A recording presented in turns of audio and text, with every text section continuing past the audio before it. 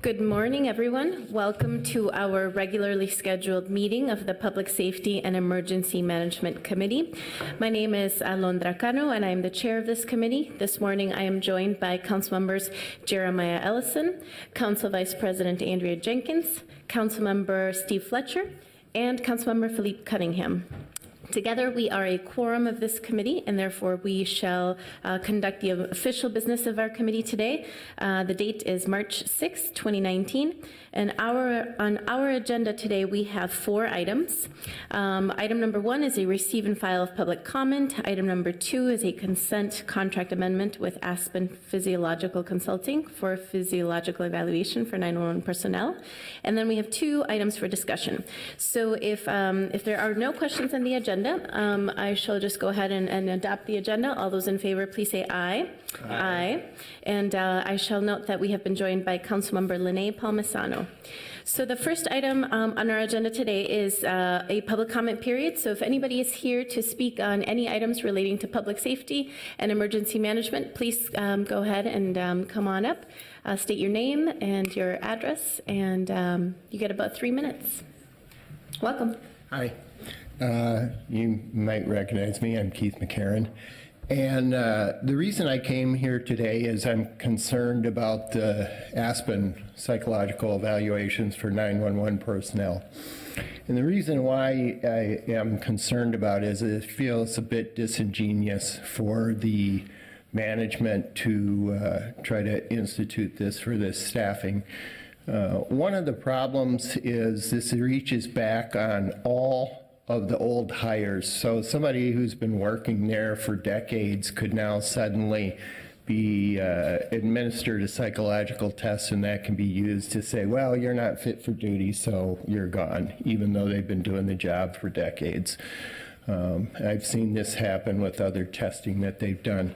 The other concern I have is that they're not taking viable actions in the center themselves to support the psychological health of the employees. For instance, they're extremely short-staffed. In fact, they're so short-staffed that they gave the staff a choice whether they wanted to work on their days off or they could be mandatorily held for 4 days out of their regular shift. So they can work back-to-back 12-hour days for 4 days in a row.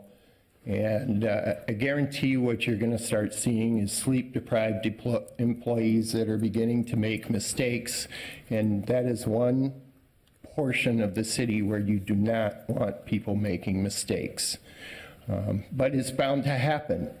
There's a lot of stress down there because of the short staffing, because of the changes that they've made with the Pro-QA system, and we can't seem to get management to admit that the Pro-QA system is not effective. We can't seem to get anywhere on that, and it's an interim director that's making these decisions. And my concern is this is going to be just another tool to get rid of the older employees who have been there and get in the new people.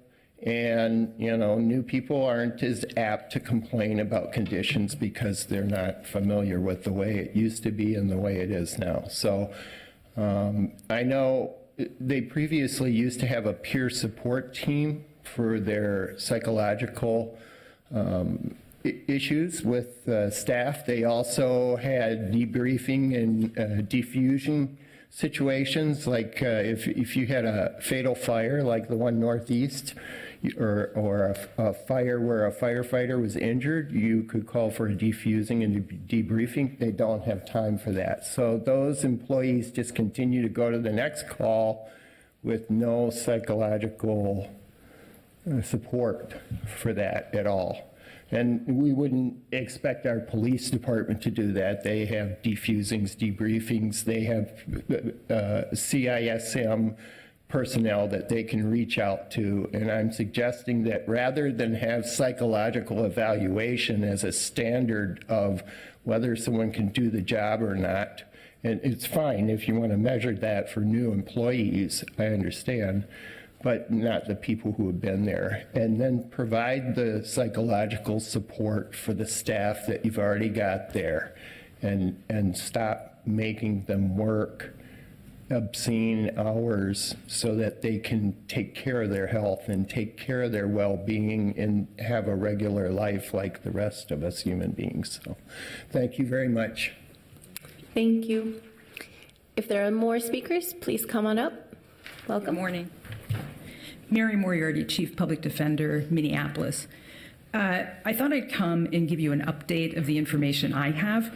I did inquire of the city attorney's office yesterday because I was waiting to see whether there were any of our clients that were involved in this, and Mr. Osborne did respond. I got an email at 4 o'clock yesterday indicating that, and I'll read the line to you because it's not clear to me in what capacity these clients came into contact with MPD, but it says the MPD went through all of the police contacts that occurred with both MPD officers while the Women in Blue film crews were present.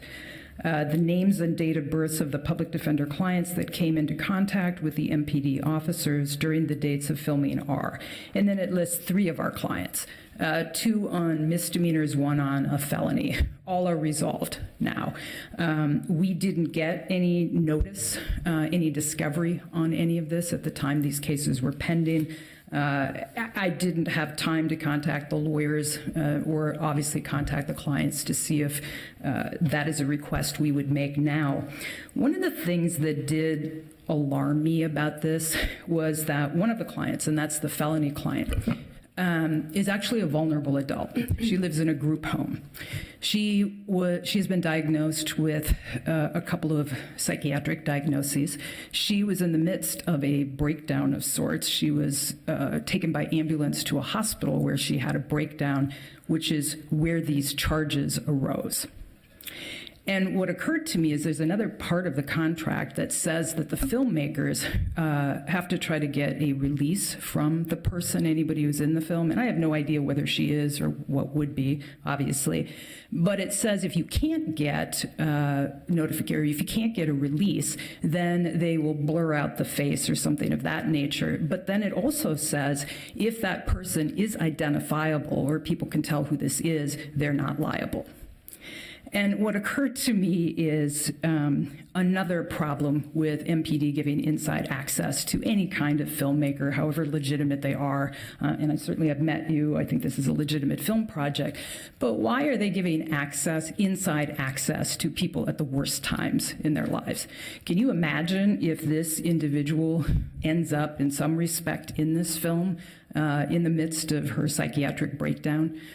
So that's just another area of concern for me. Councilmember Fletcher, I wanted you to know, because I know you brought this up last time, that you viewed this as kind of a project that would be helpful in understanding use of force with women. I met with MPD's data people last week because we're continuing to talk about disparities and stops. And as you know, they have a use of force dashboard. And one of the things I recommended to them was that they add the gender of the police officers so that studies could be done on whether women use force less.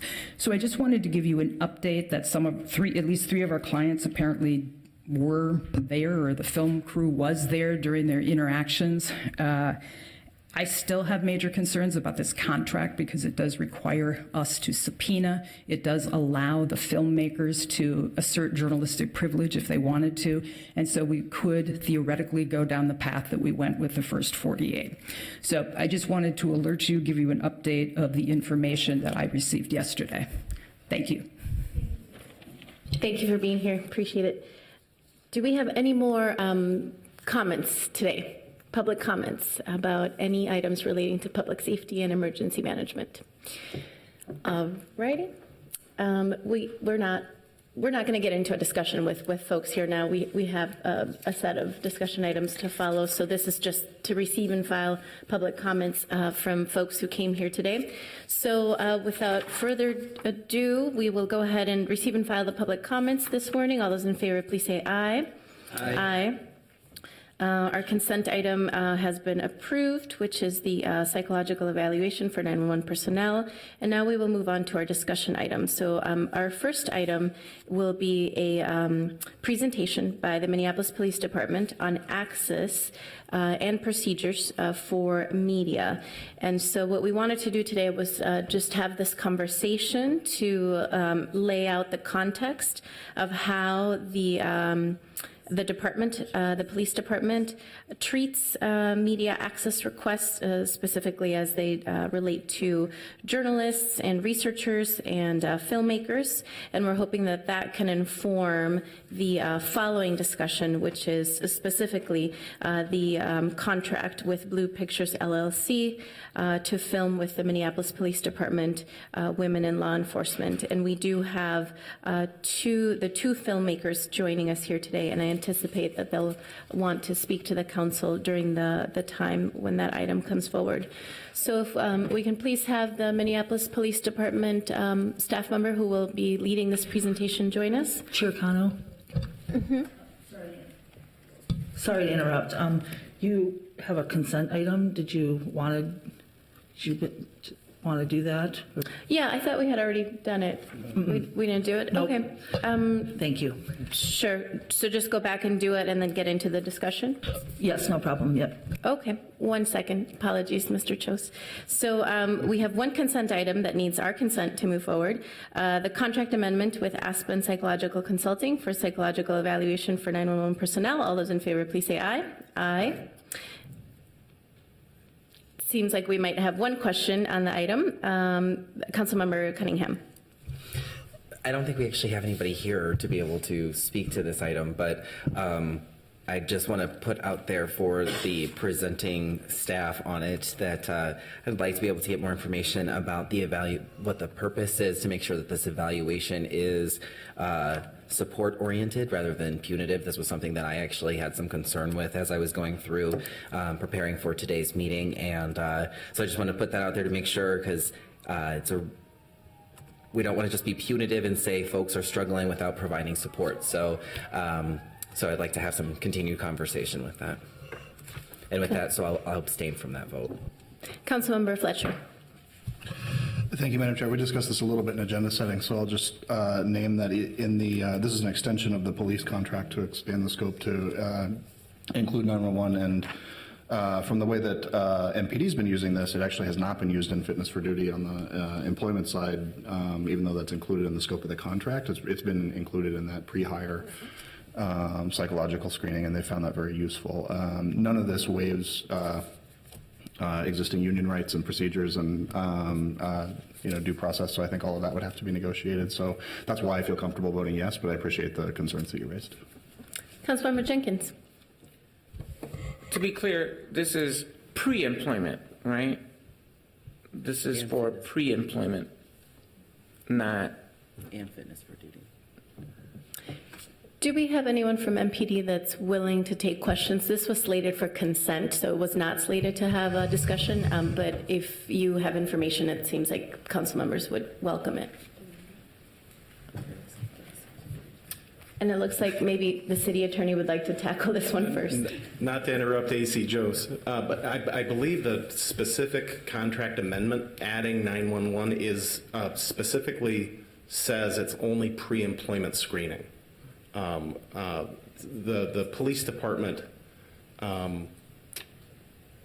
portion of the contract is also ongoing fitness for duty, but I believe the 911 amendment is just pre-employment. Thank you. So I'm not sure where the punitive aspect would come in to play.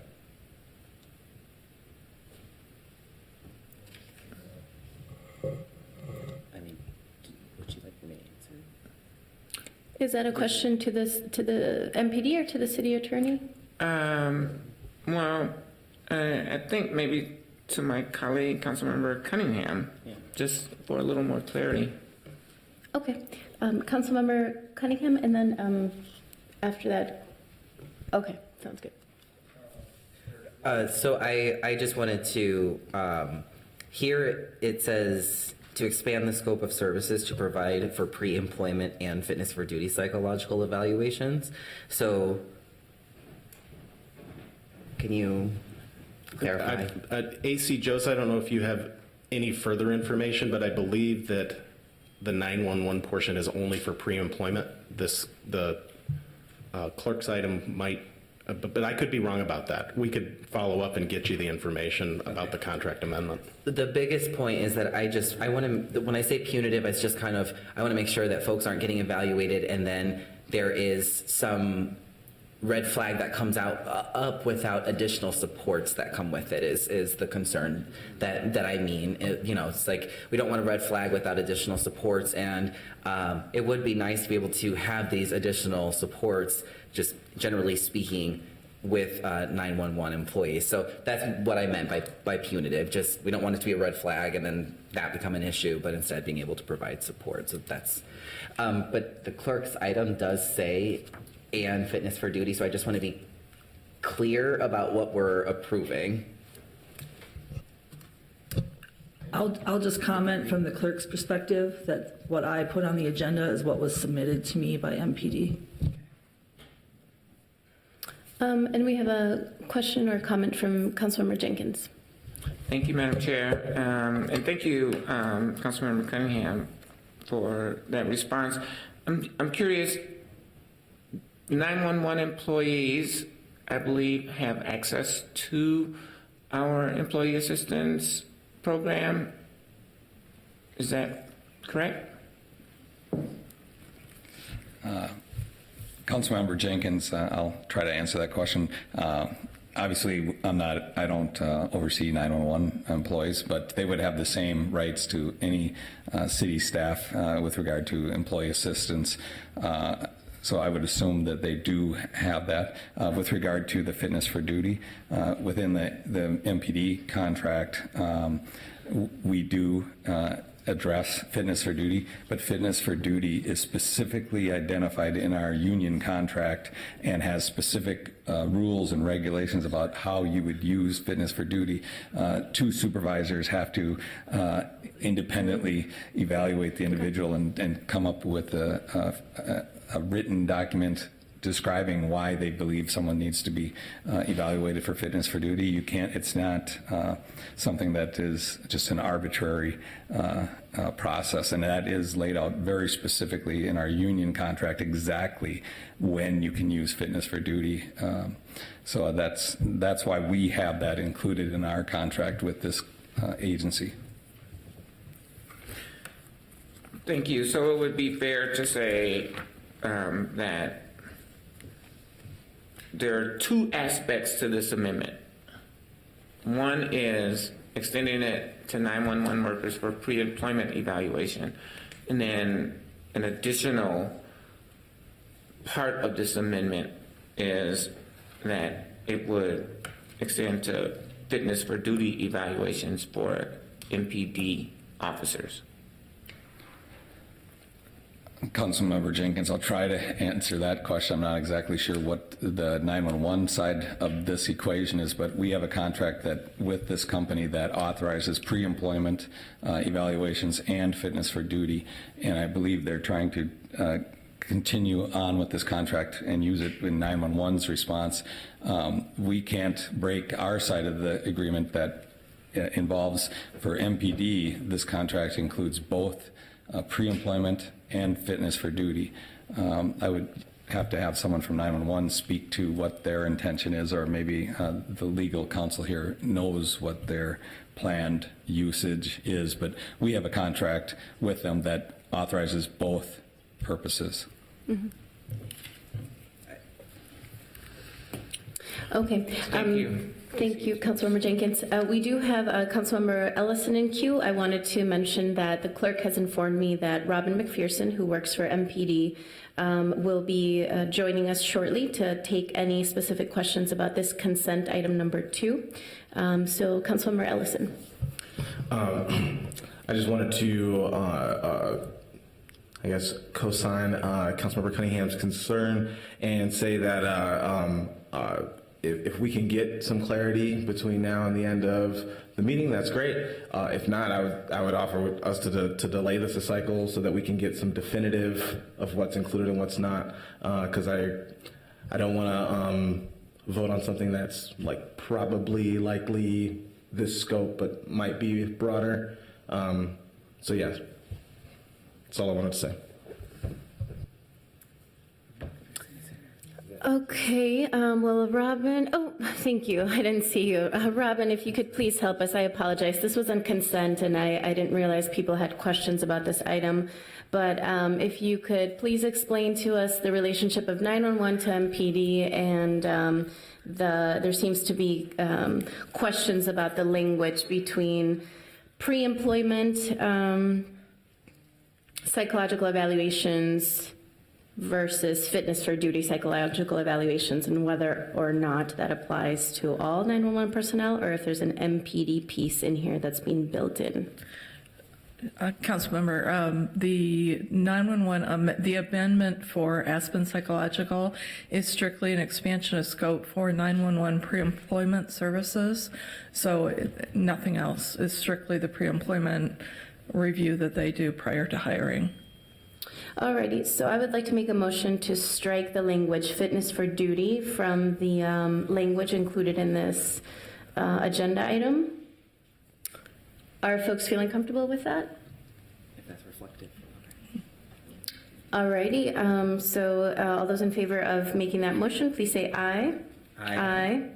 And so the new consent item shall reflect authorizing an amendment to contract number C43487 to expand the scope of services to provide for pre-employment psychological evaluations for Minneapolis 911 personnel. Does that accurately reflect what Yes, it does. the intent is? Okay. Yes. Thank you. All righty.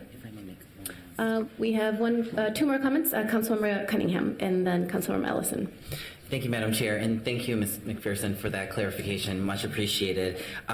This past budget cycle, we included money in the MPD budget for mental health and wellness, and I think for there to be more work around mindfulness and emotional wellness, and I think it would be good for us to think about this and expanding that into 911 as well, since they experience a lot of trauma regularly with their position. So just want to name that. Thanks. Councilmember Ellison. I understand that Ms. McPherson is saying that for the purpose of 911, this is not going to be used for fitness of duty, but just wanted to, for the public's sake, get that sort of question answered directly. Will there be any? Will this contract include any sort of fitness for duty element for 911? All right, so that's a no that we're getting. Thank you. Just wanted to clarify that for the public. Okay, so I'm not seeing any more questions on this item. So once again, all those in favor of authorizing the contract amendment with Aspen Psychological Consulting for psychological evaluation for 911 personnel, please say aye. Aye. And that item moves forward. So now we will go back to item number 3, which is a discussion, and this is a presentation by the Minneapolis Police Department on access procedures for media. We're ready. Good morning, council members and Chair Connell. I'm Assistant Chief Mike Jost with the Minneapolis Police Department, and I was asked to come here today to speak on a project that took place some time ago involving videotaping or recording of some of our female officers on the police department of various ranks, officer, sergeant, commander, chief, and it's a video referred to as Blue, or it's from Blue Pictures, and Women in Blue. And the reason, this was a previous administration that had agreed to do this, and what I'm told is that part of the reason for this film was to kind of humanize officers, but specifically women officers, and to help with recruitment. We are struggling as an agency to recruit women, and women in policing are really down from the late 80s and early 90s. It was far more women going into law enforcement, and the view for this particular project from the police department standpoint was, let's try to get some women out there in uniform, and then also in their home life and their general life, to show that women can be police officers. And so that was kind of the premise of where this came from. Today's presentation is really about the process in place within the MPD with regard to how does something like this get brought forward. And I believe you were emailed yesterday from our PIO's office. And if you have specific questions to our PIOs, I have one of our PIOs, Sergeant Darcy Horn, here today. She's more of an expert in the PIO area. And one of the changes we recently made with our PIO's office only a few months ago, and we did come before you to put a director over our PIO's office so that we can have better control of these types of situations, that we have someone who oversees and goes through an approval process before agreeing to these type of situations. The first is that the PIO's office, they are the ones that generally receive these requests. Really a lot of, whether it's a film or if it's just research in general, we do get a lot of requests from outside agencies to come and study police work in the city of Minneapolis.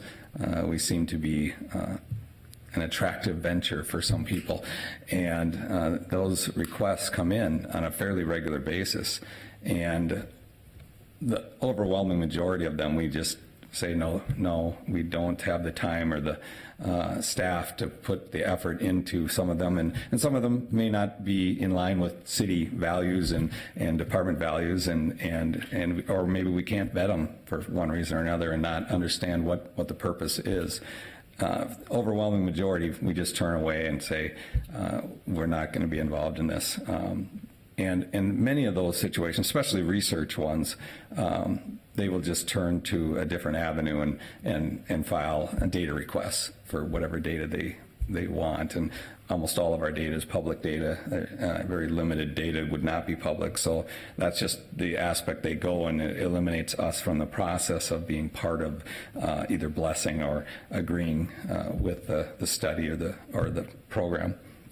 So moving forward, this is our process, and I believe you've received a copy, and any requests that come in will go through our PIO's office. We'll do some sort of a vetting with the director of the PIO, speaking with if he needs to speak to legal counsel or bring something to elected officials to discuss, is this some area that you would want us to be involved in?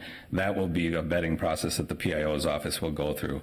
And it has been a standard practice for us in the chief's office. Anytime we get some request for involvement from an outside agency, the first thing we do is reach out to the city attorney's office and have them review it and give us some advice, whether it's something that is good for the city or something we should be involved in, and some sort of recommendation. That's been a standard process.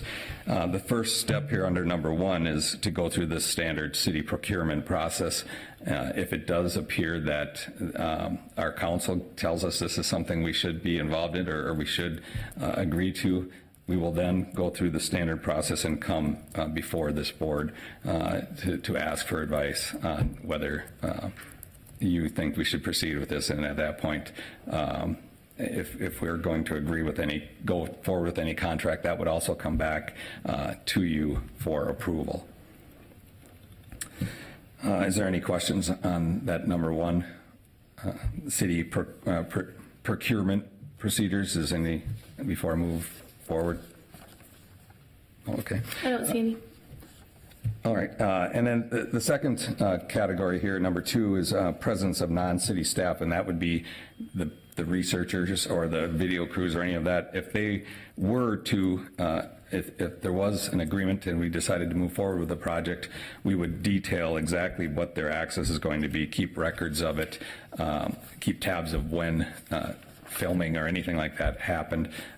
In this particular situation, Public Defender Mary Moriarty has pointed out there were 3 individuals that came to their office and or came through their process, and Sergeant Darcy Horn has researched every case there and provided that information that was requested, and there does not appear, at least from our viewing of those cases, to be any video that's related to any charges that have moved forward.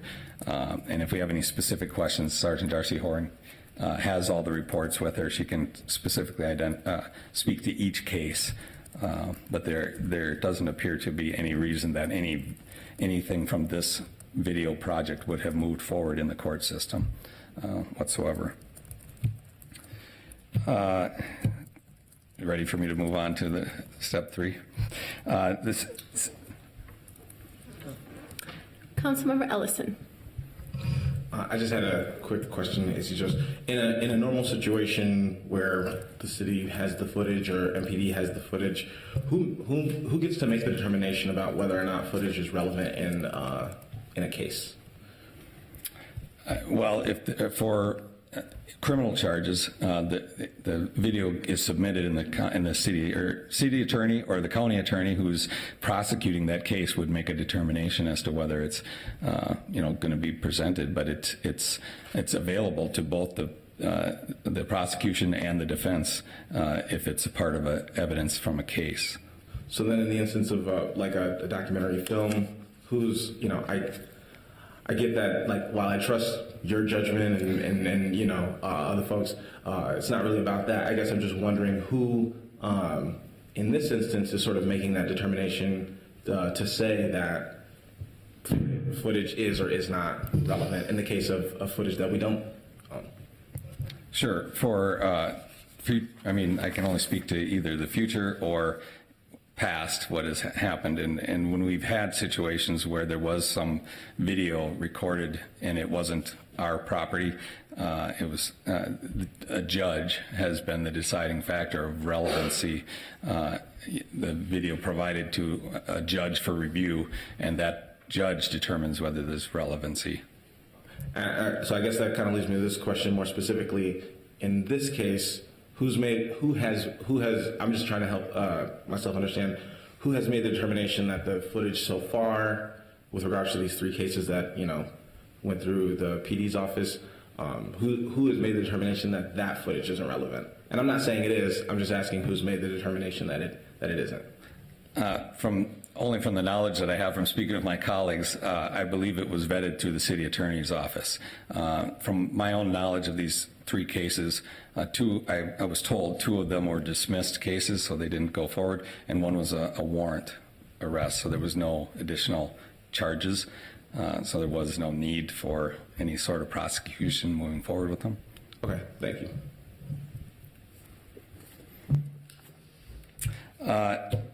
Lastly, Can I interrupt quickly, Sarah? Councilmember Fletcher has a comment or question. I just want to seek clarification because we heard in public testimony that one of them was a felony charge, so it doesn't sound like, was that one of the dismissals, or I just want to make sure we're getting accurate information if there was a miscommunication. I'll have Sergeant Horn speak to that. Thank you. You want to speak to the charges? I'm sorry, I apologize. I was speaking to Chief Public Defender Moriarty. Could you repeat your question, sir?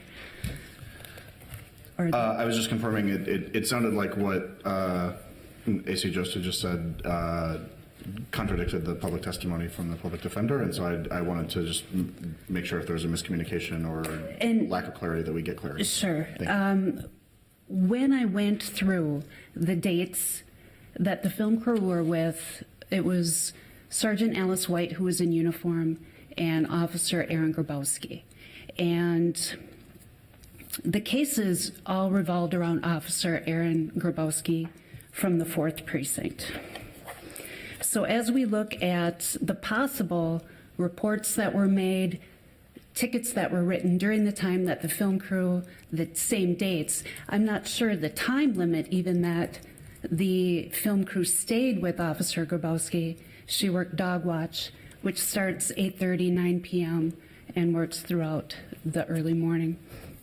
So when we looked at the data, there were 3 cases, again, as Assistant City Attorney Osborne said, 2 appeared to be dismissed, and there was 1 that was a damage to property case that a warrant had gone out on.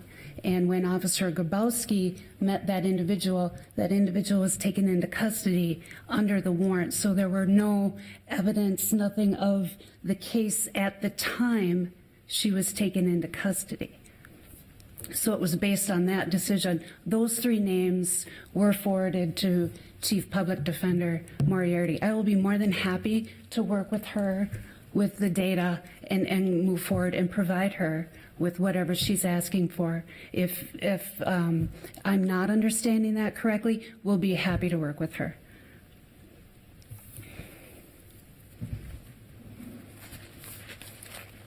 Okay, you can keep going.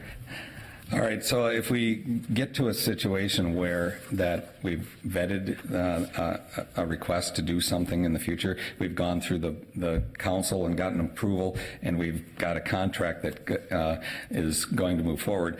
The third category there is our PIO will work directly with the city communications department so that the whole city is aware of what's taking place moving forward. There's no reason that we would not want them to be fully aware of anything moving forward. Both the mayor's office, city attorney's office, city communications, everybody should be aware of this. In this particular case, I can tell you that the first time that I became aware of this was a contact from the Hennepin County Medical Center called and said they saw a camera out on a scene, and contacted the chief's office and said, "What's going on? What are you doing?" And specifically, that was related to a paramedic saying, "Well, there was a film crew with this officer," and so we had to backtrack to figure out who approved this, and it turned out it was pre-approved by the previous administration, and that was how we actually were alerted to this. So in the future, that isn't going to happen, because that's part of the reason we really pushed for a director over our PIO's office, so that we have somebody that we can have that tracks these things and stays on top of them. So hopefully you're in agreement, and following with that document that was submitted to you is all our current policies with regard to media and police officers. And basically our policies restrict police officers from having interaction with the media without referring them up the chain, and so they can go through a vetting process. And almost all of our policies specifically state to refer requests for any media information up through the PIO's office, which falls right in line with having a director over that position that can determine what is the right path to take moving forward. Councilmember Cunningham. Thank you, Madam Chair. Thank you, AC Jose. I'm curious about the MPD employees piece. What is the consequence for an employee speaking to the media out of turn, not going up the chain, spreading misinformation? What are the consequences for violating this policy?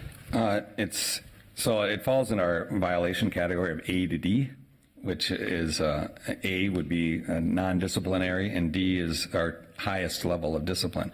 So if there was a violation, it would go through the standard process of going through an internal affairs or Office of Police Conduct and Review investigation.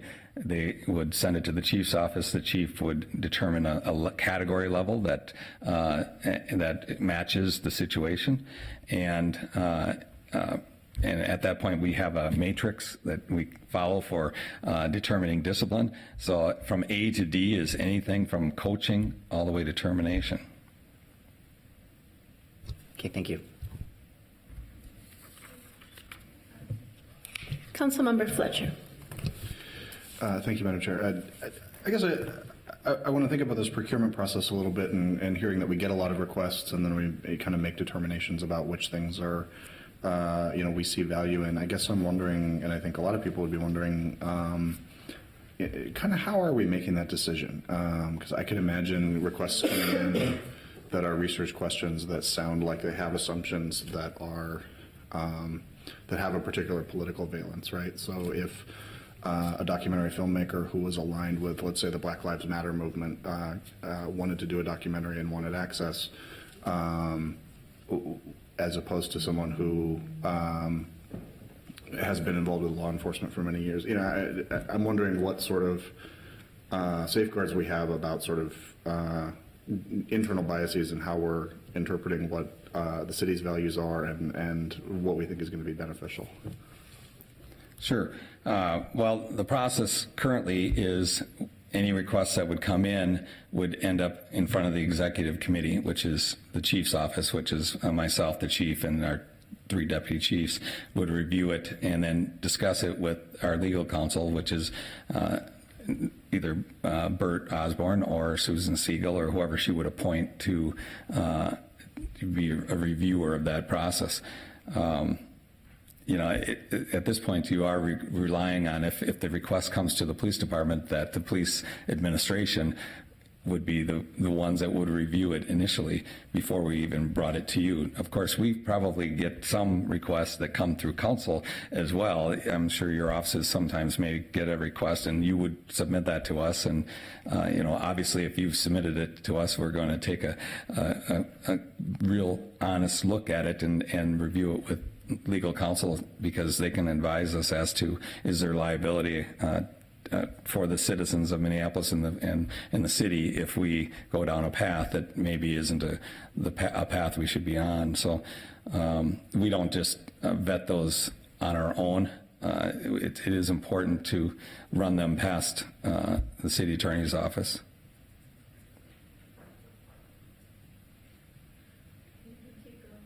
Thank you. The other thing I wanted to ask about is I think in some ways this feels responsive, and I think particularly the step 2 about sort of tracking when somebody had access feels responsive to some of the issues that the public defender has raised that I think are really valid ones. But I guess the question is, so if we have a list of all the points of access, so that someone who's accused of a crime has the opportunity to know, if their arresting officer is on that list and if something might be relevant. That's one step. But then I guess the other question is, are we putting in this policy, or can we put in this policy legally, a requirement that whoever got the access would provide that footage if requested? Because I think that's the other piece of this that provides some anxiety.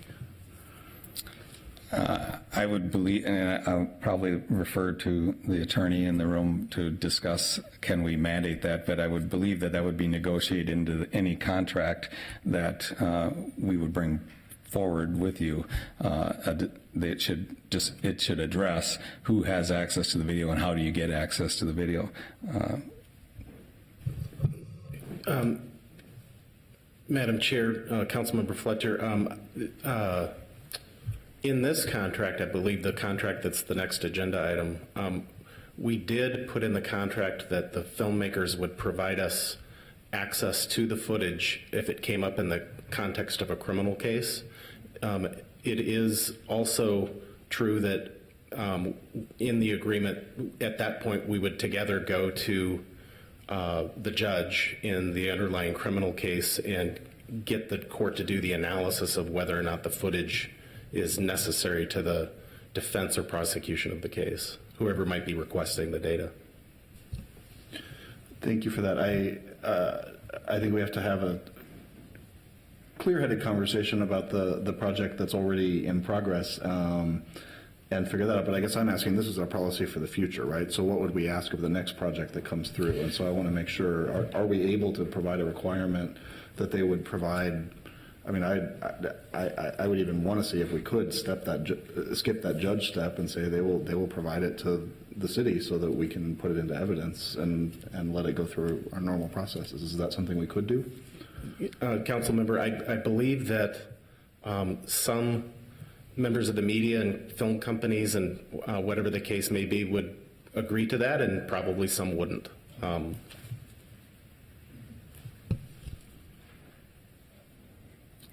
One additional comment, if I can, on that. Any contract we would bring forward, you would vote on, and if you wanted amendments or changes, we could go back and make those amendments for you, because we're not hiding anything here. We would bring it to you. So that type of request or demand in a contract would be spelled out in that contract.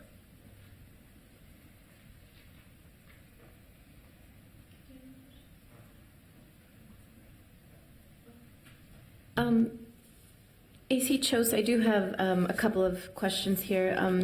So just curious, how much involvement did the Department of Communications have with the crafting of this protocol or procedures? I'm just curious because I know that they probably deal with a lot of similar issues about access to certain videotaping, whether it's public works employees working or other employees throughout the enterprise. Was there any sort of sharing of information or collaboration with the communications department? I will have to defer that question to Sergeant Darcy Horn, who works in the PIO's office. She's the one who was working on this, and I don't want to step on her toes or be out of line. Sure.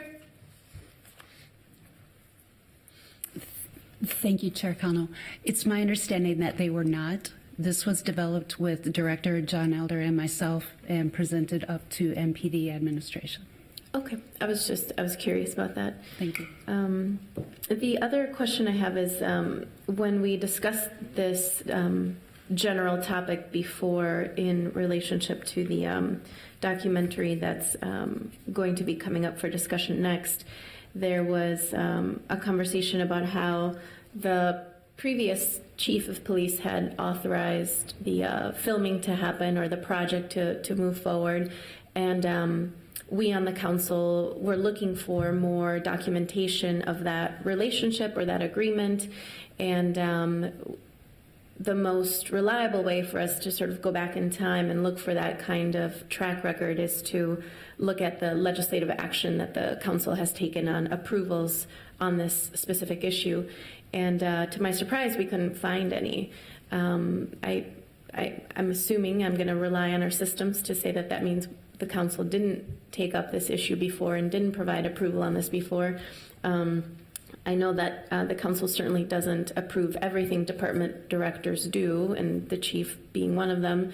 So I'm trying to figure out what the nature of that contractor agreement was, if there's any information that exists about, was it a verbal agreement? And I'm asking because there was another piece of information shared with us by our city attorney's office that talks about how we as an institution gave an indication that we would be participating in this project, and therefore to not advance it now would be potentially getting us into some kind of conflict about the nature of the agreement that the previous department had entered into with the project.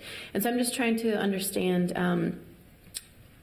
you mentioned that if contracts come before the council in the future, we have these certain mechanisms of accountability and discussion and communication. But in the specific example of this this project we're going to be discussing next, there seems to be no track record of contracts coming before the council on this specific issue. And so I'm just curious what the previous agreement might have been, and I don't know if you know or who knows, and how that was documented, and if for the future we're saying that 100% of the time these kinds of contracts will come before the council. So I will try to answer that, Chair Cano. You are correct, and I will defer to council if I'm incorrect in anything I say at this point, because I'm only going to speak to what I've been told. I mentioned earlier that the first we even found out about this was kind of through a backdoor phone call to us from an outside agency. And it does, what I've been told is that it was a previous verbal contract between a previous chief and in fact the willingness to be involved in the video herself suggests a verbal agreement in being involved in the process because she agreed to be filmed and to be part of the project. So I'm not aware of a written contract that was put in place at the time of the verbal agreement with this. And so what we're trying to establish here is a police department process of how we would move forward in the future.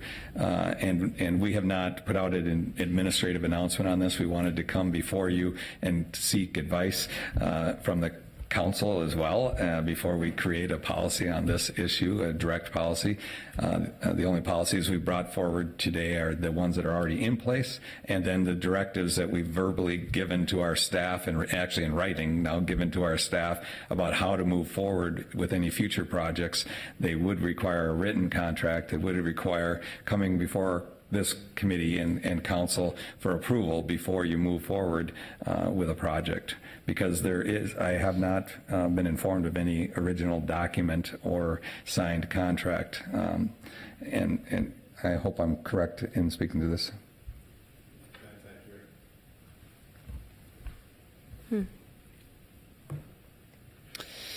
Okay. My next question is about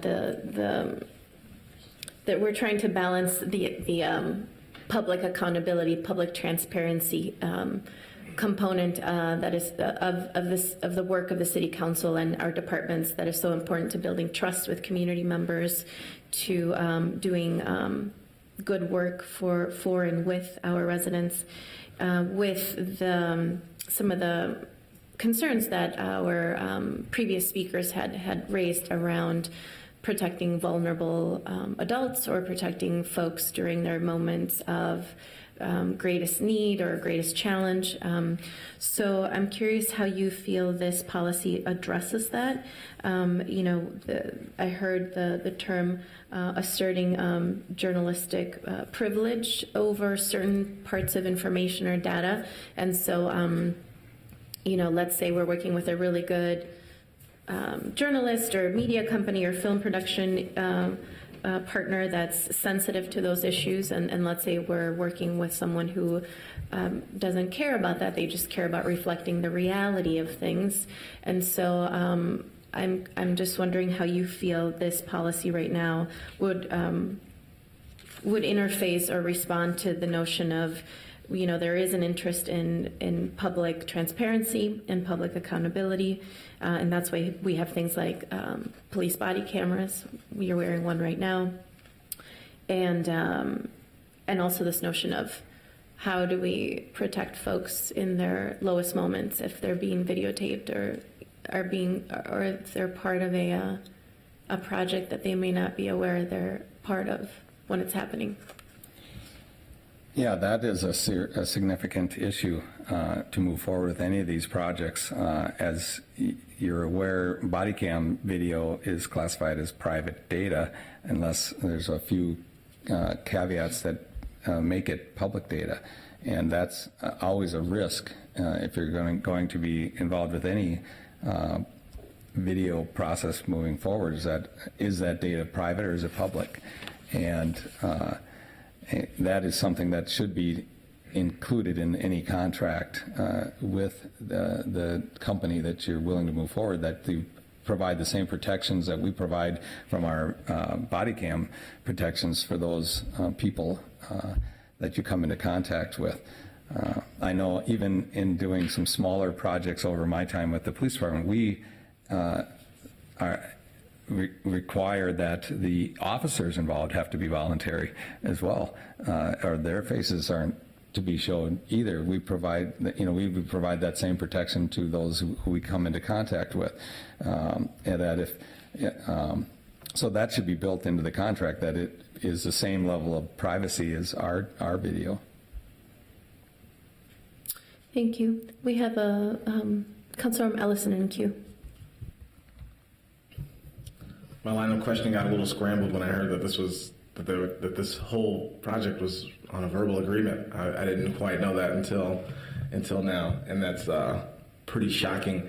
When we talk about accountability, especially, with all of us who are public servants, right? Yourself and I are both public servants, but especially with public servants who are allowed to carry weapons, right? And we've got footage out there, and we've got all based on a verbal agreement. That's seems like a real breach of accountability, and it feels like as an isolated incident, it's maybe not the biggest deal in the world, but when I think about all the things that we're trying to do as government to create accountability and build trust, that feels like quite a breach of accountability to be doing such a big project with an institution like the police department on a verbal contract. That's kind of blows my mind a little bit.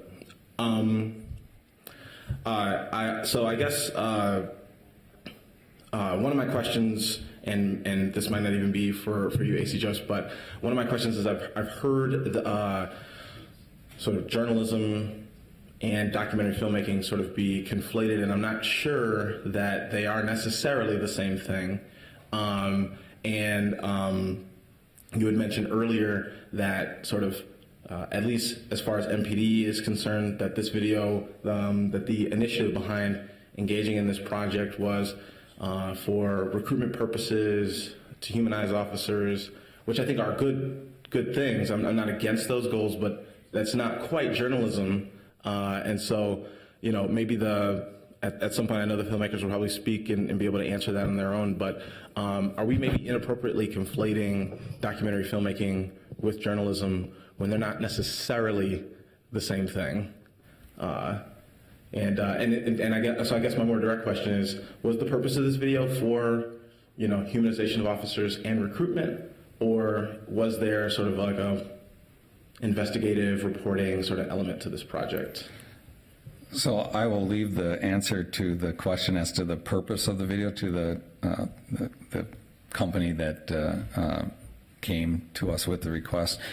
When I spoke to the benefit of potentially helping us with recruitment and humanizing officers, that is something we saw as a benefit outcome that could potentially be a benefit to the city. I'm not trying to speak to the purpose of the research and what was taking place. I'm simply saying that from the department's standpoint, we saw that as a potential benefit as an outcome, but not. I don't even pretend to know what the total purpose of the documentary was. Okay, and then my second question would be is more to our legal counsel. First question would be to you. Do we know how long the project's been going on? If it was approved by the previous administration, is it 2 years, 3 years that this project's been underway? I'll have to defer that to either Sergeant Horn or the filmmakers. Okay, all right. And then my last question would be for our legal counsel. It does feel like, and this is not a comment on anybody's sort of intent, but it does kind of feel like the question before us here is that we're being asked to, sort of legitimize a process that was really kind of mucked up from the beginning. We've got a contract under a verbal contract, footage being shot and underway for possibly multiple years before we're even getting anything in writing.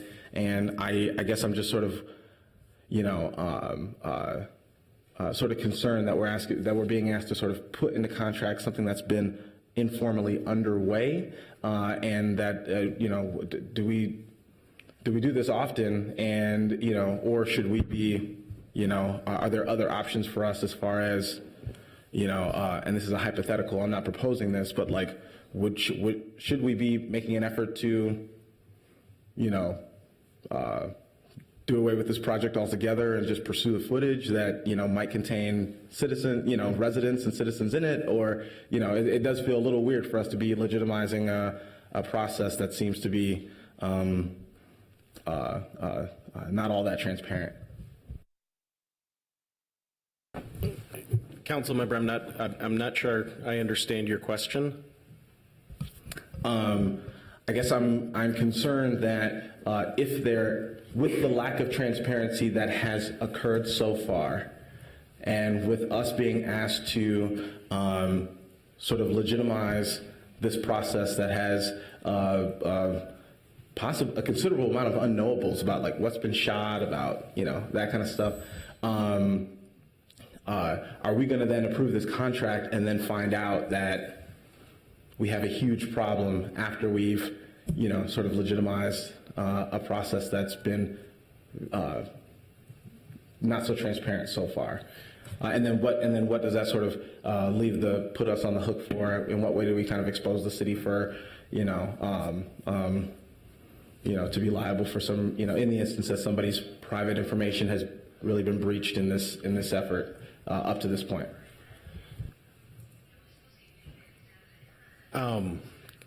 Councilmember Ellison, I continue to not completely understand your question, but All right, cool. Let me clarify. So if people's private information has been breached, if the way that this project has, would you agree that we have no written contract? Right.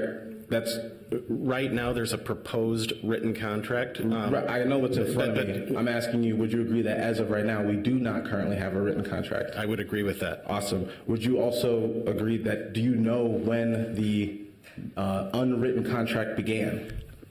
I don't know specific dates. I believe it began in 2017. Okay, so we've got this period of time where we think we know what was happening, but we don't necessarily know what was happening.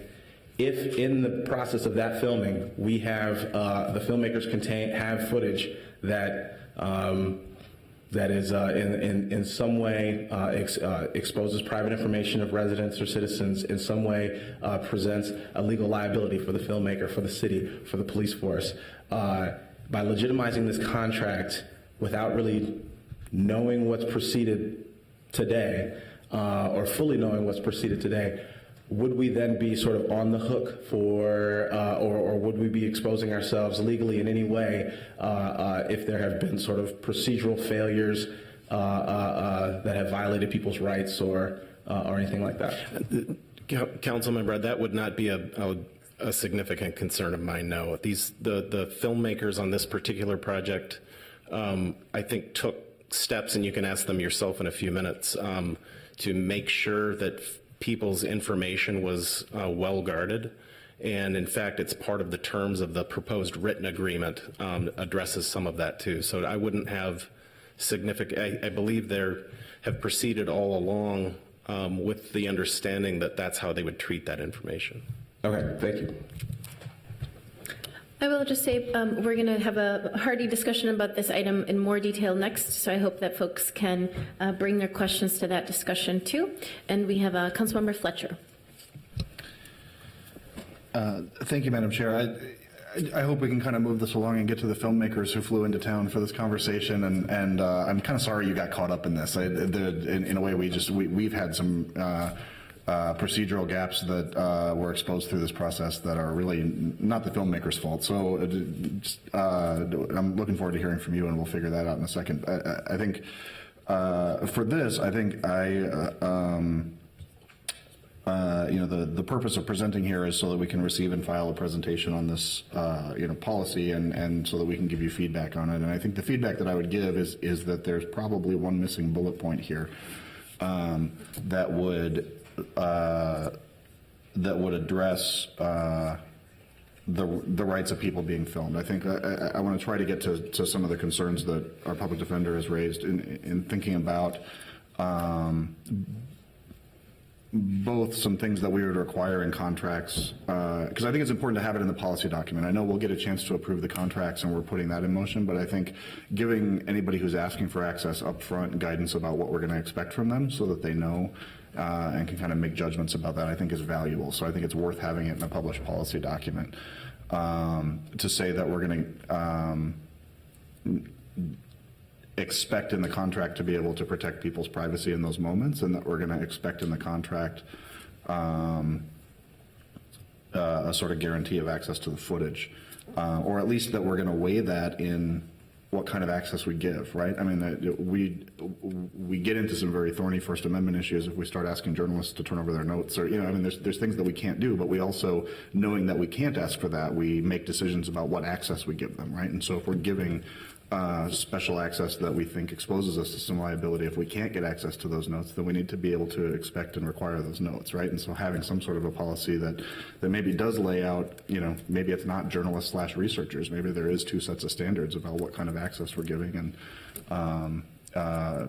if we can get this kind of guarantee, here's what that looks like, and if not, here's what that looks like. But I think there's a little bit more thinking to do on that question. So that we can set people's expectations in advance about what they can expect of the city, and so that the contracts that come through sort of have a set of agreed upon standards that we'll be comfortable approving when it gets to council. So that would be my feedback, and if it's okay, I would move to receive and file this so we can get to the next item if people are comfortable. Councilmember Ellison. I would say that, while I really trust the judgment of AC Jose and Chief Rondo, there's going to be a future where it's not you sitting behind that podium, it's not me sitting behind here. I think that if we're going to be setting a standard that could maybe be waivable, right, upon consideration, then I think that we should be entering these conversations assuming that the footage should be public. I don't want that to be the blanket standard for every filmmaker to have to go through, but I think that has nothing to do with my opinion of any filmmaker. It has more to do with the fact that it seems as a city and as a department, we go through these ebbs and flows with transparency. And I think that we need to set a standard with transparency. You've stepped up here, and I appreciate you and the chief stepping up here to create some transparency in this issue.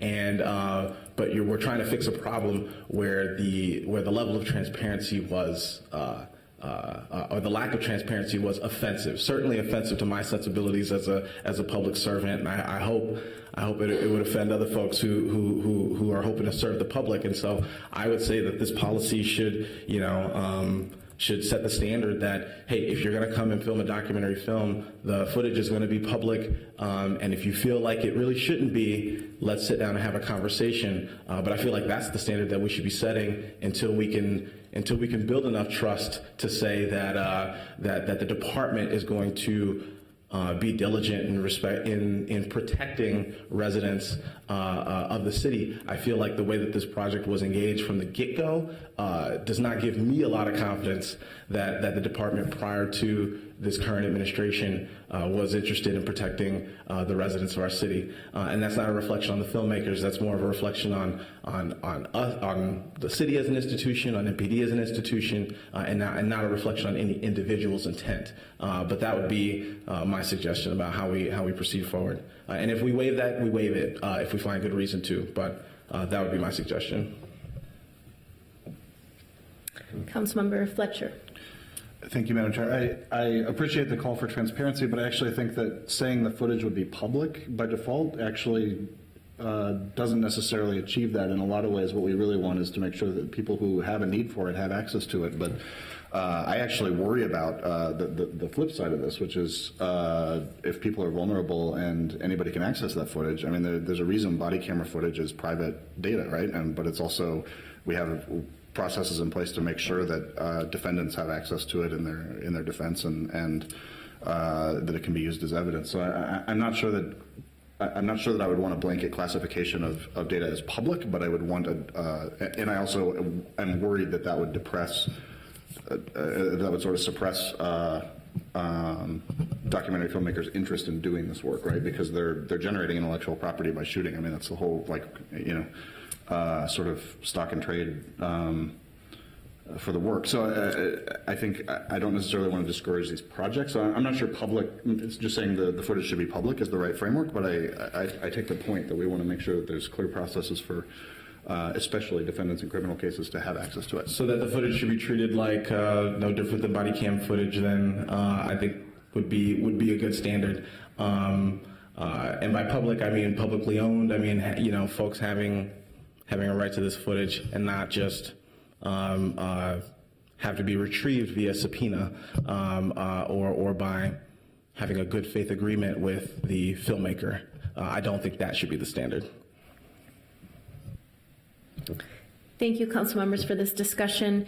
So the item here is to receive and file this presentation by MPD, which was indeed partially triggered by the conversation we're having next around the documentary project.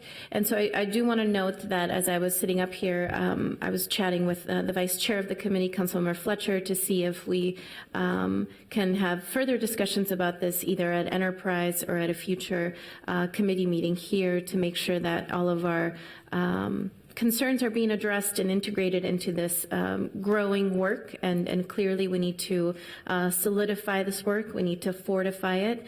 I do think it would be interesting to have the communications department weigh in and sort of advise at this level too. This is a very complex subject, and we've had very dynamic presentations about data practices and the such in a variety of committees throughout the last year or so. On the council. So this is I think a good step forward, a good step in the right direction. I do think it needs more work, and we certainly heard some questions and concerns, and hope MPD can take some of these themes and continue to work on them at the departmental level. I believe that we do have some appetite here from our city coordinator as well as some council members sitting here today to see how we can take this up at the Enterprise Committee and look at this as a organizational wide practice as it relates to many of the other important themes that the Enterprise Committee has taken up around these issues around auditing of information and sharing of information with the public.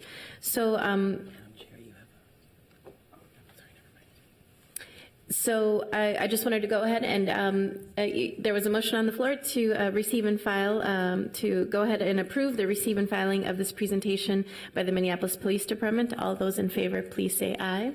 Aye.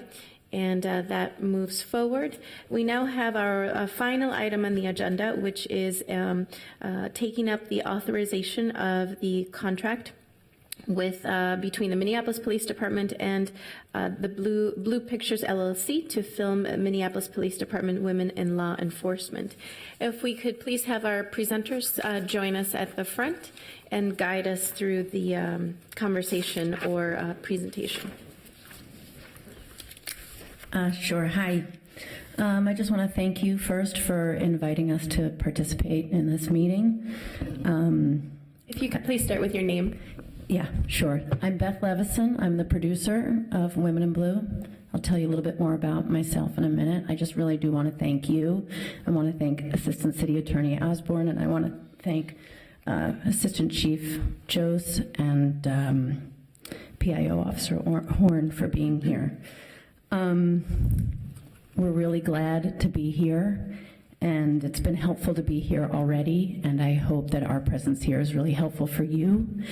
And we really want an outcome of this that really works for all, so we really want to be transparent about that. I'll just introduce myself first. I'm an independent producer in New York City. I've been doing what I do for the last 20 years. I do primarily social issue documentaries, and many of them are about women. So just and many of them are for public media. So Deirdre and I joined forces in 2017, and she'll talk a little bit about us and herself and our process. Hi, thank you all. My name is Deirdre Fischel. I am the director of Women in Blue, and I am a longtime independent documentary filmmaker who's made a career out of telling the stories of women that I do not believe have been represented in mainstream media.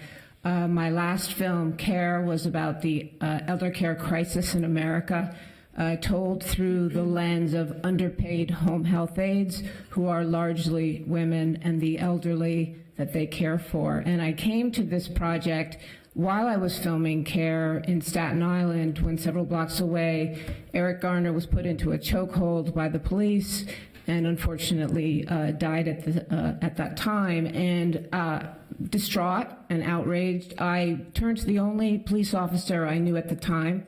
I now know many. Sally Norris of the NYPD, and I wanted to know how that could have happened, and quite frankly, if it could have happened on her watch. And what haunted me wasn't just that she actually admitted that she did not believe it could have, but the words she said she would have started the interaction with, which is, "Hello, my name is Sally Norris, what's yours?" And in the humanity of that, this is before I really understood anything about de-escalation, techniques, I did start to think about women. And I thought, is this Sally? Do women do something different? It was just nothing I had ever thought of. Gender was never an issue. It was always race in terms of thinking about policing. And when I found research going back to the 1990s showing that women, in fact, do tend to use less force and they do tend to communicate better than their male counterparts, which is not to say that there aren't there aren't great men, police as well, but I was amazed that, 25 years later, we still only have 13% women less in police forces nationwide. It seemed like an oversight. It seemed like something worth exploring, this question of who are women police officers and what do they bring to the job. And the reason that I came to Minneapolis was because at that time, it was one of the few departments to be led by a woman. And at that time, there was also an assistant chief. We have always been an independent documentary. We've always been an investigative journalism. That was always, we were never, Chief Harteau was always very, very clear that we wanted to be independent journalists and to really explore these issues, because of what was very important to us, and I think it's important for you to know, is that policing is a very, very divisive issue in our country. And along with wanting to kind of explore what women could potentially bring and to give the country an image of police that was women, we were very clear that we did not want to fan the flames of this divisiveness, but to show the humanity of both officers and people in the community. And the film, I think, very much tries to show the complexity of the situation.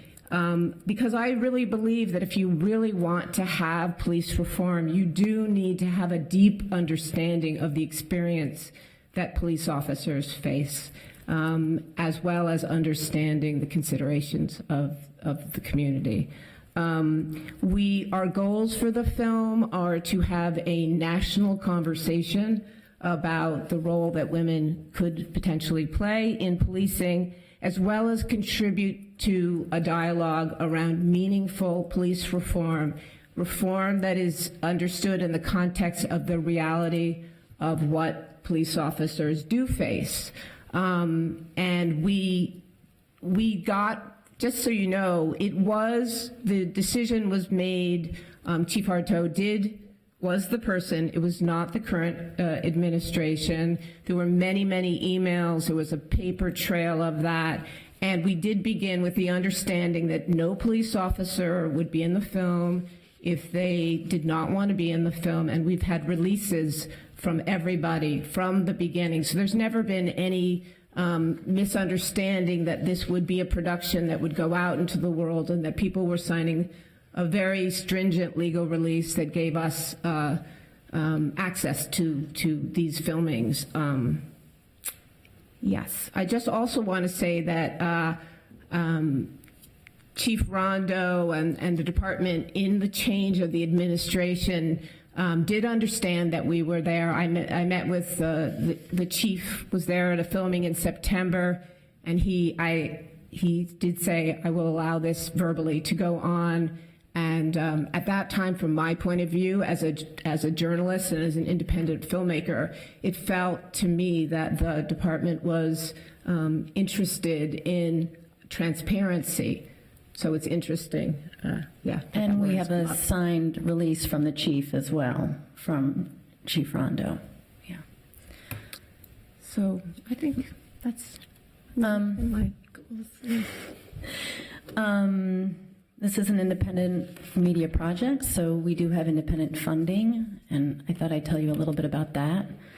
Women in Blue is a production of Blue Pictures, which is a subsidiary of Fork Films.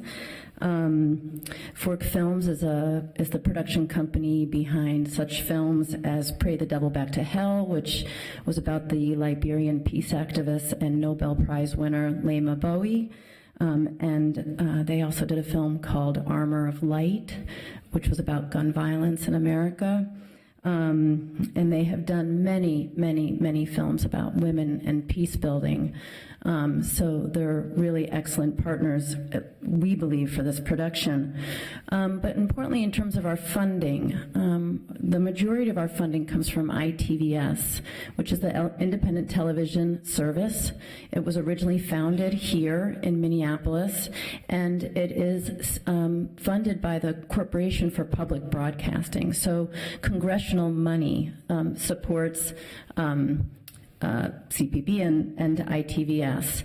And one of the guideposts for producing for ITVS is this transparency.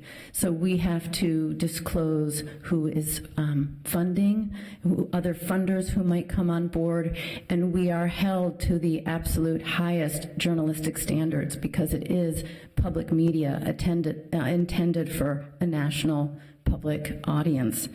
One of our other significant funders is the International Documentary Association, and specifically we received support through their Enterprise Journalism Production Fund, which acknowledges projects with journalistic integrity. In both those cases, in terms of ITS, out of like 500 applications, they chose 5 films, and the same goes pretty much for IDA. So these are really very difficult to get, and we have, and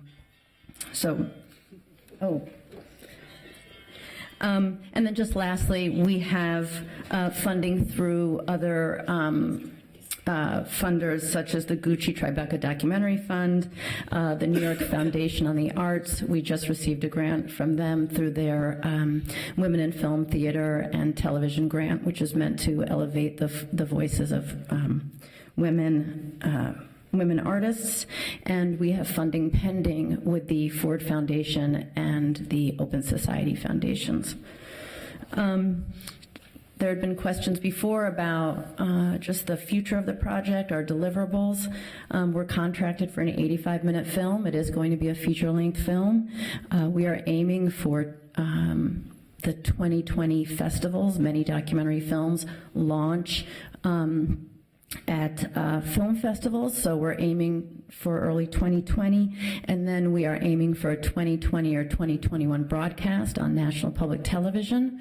Both public television strands, POV and Independent Lens, both of whom coincidentally are helmed by people from Minneapolis. They're both tracking the film. And we've also been in touch with TPT, so Twin Cities Public Television, about the film. And they're very eager for it. They see it as an opportunity to facilitate conversations between amongst the community around policing and community relations. How can we mend them? How can we heal them? And we hope that should we launch, for example, on TPT, could we take that conversation nationally? We really do feel like there's an opportunity for that.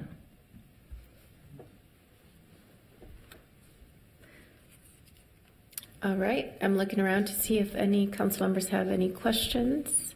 And can I add one thing, please? I'm sorry. Mm-hmm. I also just would like to differentiate ourselves from the first 48, where we we're not coming in for 48 hours and just filming and walking away. It's really filmed over time. We are being held by our funders and by our eventual broadcasters to very high journalistic standards, and the goal here with this project has not been entertainment, but it really has been to create a film that catalyzes discussion and perhaps understanding where there hasn't been enough.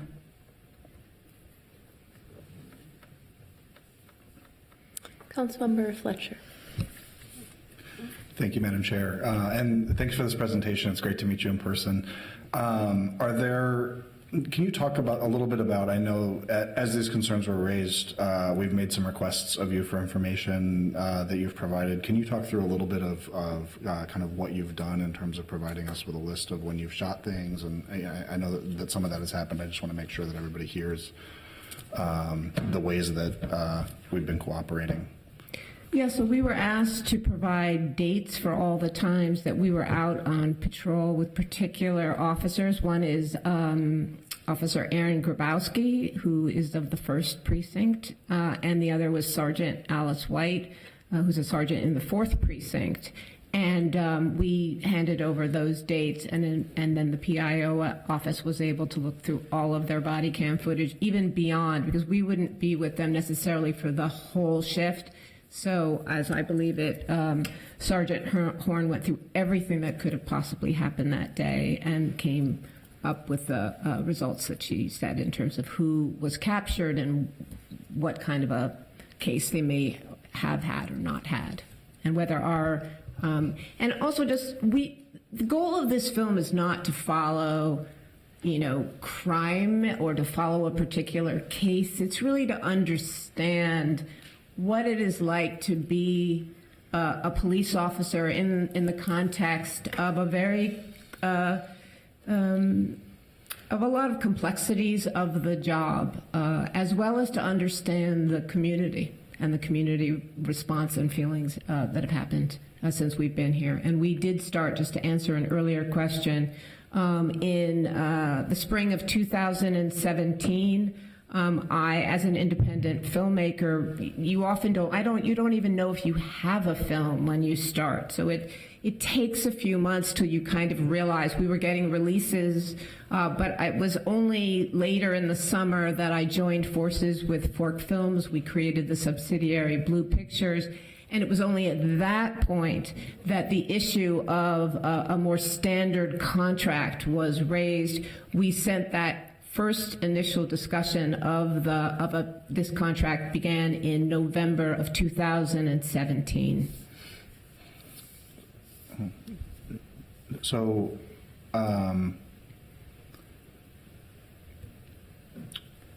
so this contract that we're proposing is with Blue Pictures. Yes, it which is. didn't exist for a portion of the footage that was recorded, which wasn't an entity for the first part of the footage. So would we view this as applying backwards to the, I guess this is a question for both you and for our city attorney about whether this agreement covers footage that was taken prior to sort of deciding this was a film? Well, we always had the contracts where the dates we had come into, a verbal agreement. We were shooting, we did have releases. So, I am a part of Blue Pictures and I was part of the other one. So I, as the entity of the person who has the final cut on this film, have been the through line through the process. And then my one other question. Yeah, if I can just elaborate. So Deirdre's production company is Mind's Eye. When she first started filming, all the releases were with Mind's Eye. Blue Pictures is now a entity formed by both Mind's Eye and Fork Films, so that the releases that were signed under Mind's Eye are now under the umbrella of Blue Pictures. Got it. Thank you. And have we requested any footage from you, and have you provided it?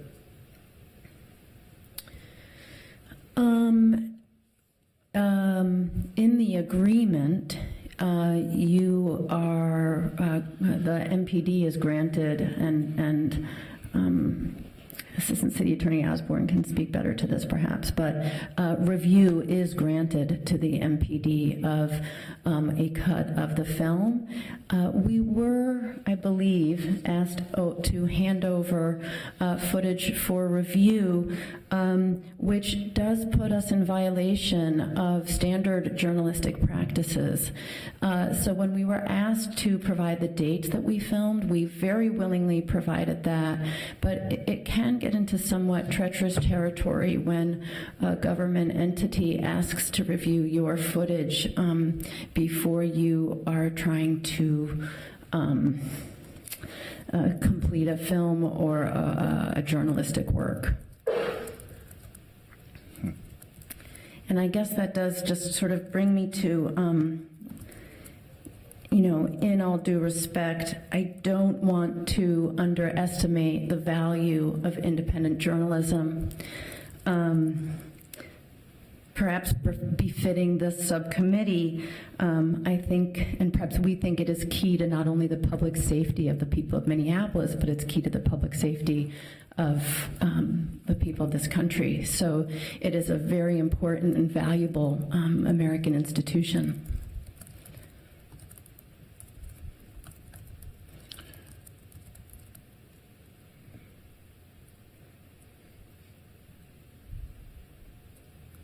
Sorry, I'm formulating a question. I do have.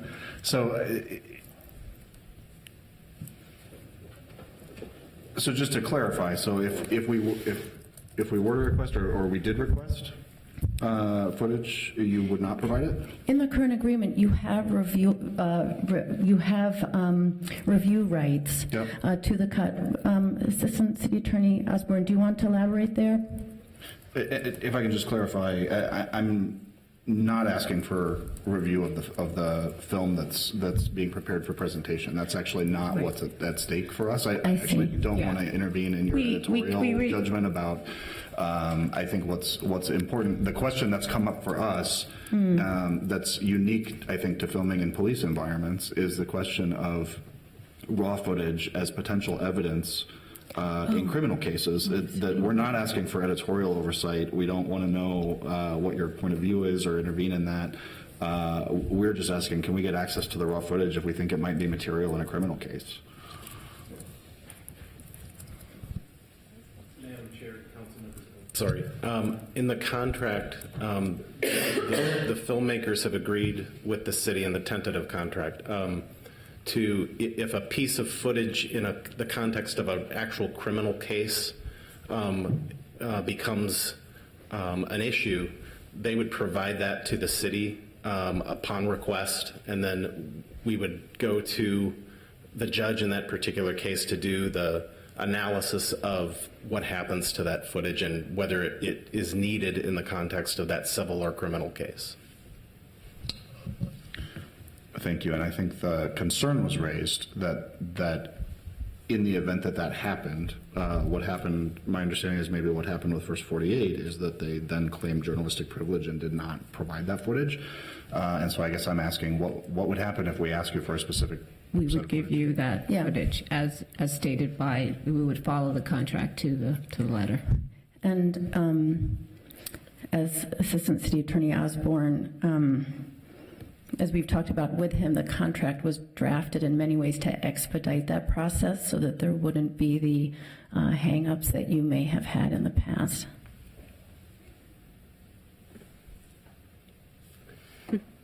Okay, Councilmember Ellison. Thank you all for being here. And I just want to say that, I do almost feel a little bad that you're here because I have no problem with you all making this film, no problem with, the purpose of your effort. And I'm thankful that you guys are here and pursuing the stories that you're pursuing.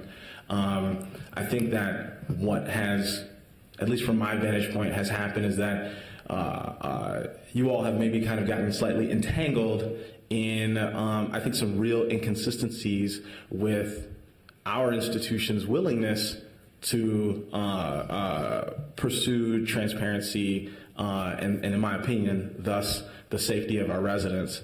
That's really what's at stake for me. I would really love to be able to see that we can, not from administration to administration, but that we as an institution could be committed consistently to being able to provide a level of transparency. And there's sort of two levels of transparency. Does it obstruct transparency for you all to have, or for not you all, but for future filmmakers, any filmmaker, to have footage of that might be relevant to residents and criminal cases, or is it an obstruction of transparency to demand such a high standard of availability of your footage to the point where journalists don't want to engage with MPD at all, right? And so that's really, I think, what's at stake here, and so. So I didn't want folks to think that, oh, I have an issue with a documentary film being made or anything like that. But I'm glad that you guys are here and pursuing the stories and the project that you're pursuing. Still my concerns with, our institution's willingness and the fact that that you have been filming, and again, that's not your fault, but the fact that you have been filming without a written contract is something that's really concerning to me, and it's a reflection of not you all, again, but of our institution and our failure to make sure that we're protecting our residents. So just wanted to offer that. Thank you. Can I just respond to that? We understand that there's so many issues being, sifted through here, not just about our film, but bigger issues. But I just want to clarify one thing, which is that we've made the film. We're going to put this film out. We have gotten many, many different legal advice that we have been going on I don't want to mince legal words, but we will put the film out no matter what. The real issue at stake is two things. One, can we come back to film like a last scene that sort of ends our story? And whether or not we will be working with the city council, and we feel really strongly. I love Minneapolis. I've been here, a lot, and I feel very deeply about this city and what it's trying to do, and police reform, and how difficult that is, and the power of communities, and a great city council that's supporting communities in a way that I think is really unusual in this country. So it feels it would be a bad ending to our story, but we will put this film out. It will go on public television. So it's in terms of our film, a nay to our contract will not stop this film. It will just end our story. And what happens in the future, is something. And I hope, though, that independent journalists can still come and tell do meaningful reporting here in the future as well. Sorry, go ahead. And one thing that you, I can't remember who said it earlier, but someone made the recommendation that that the protocol for filming, perhaps with the MPD, be clear. And just as a member of the media, I can say I think that is a really terrific suggestion.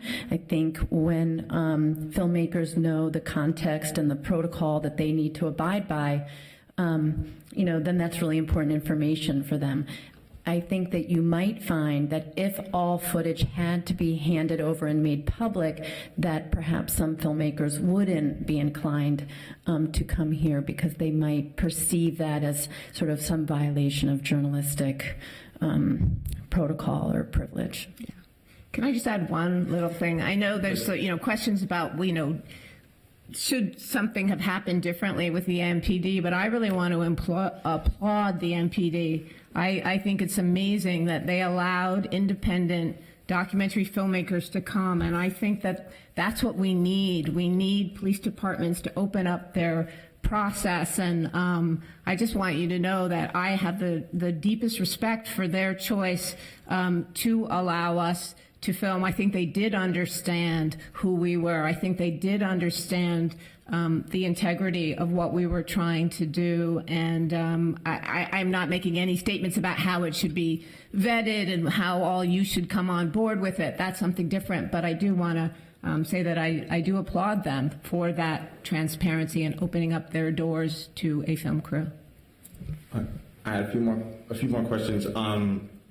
One is, I think about, especially with learning that we have been operating without a contract. I wonder, of course, MPD, our institution, we have an agreement to review the footage, but how I'm thinking about the folks who might be being charged with a crime, and there may or may not be footage. This is all hypothetical that could help them or hurt them in a case. How would a defendant know, like that you possibly have relevant footage that could exist? And so, like, what does that process look like? How does what's the process for knowing that there's evidence somewhere on a file?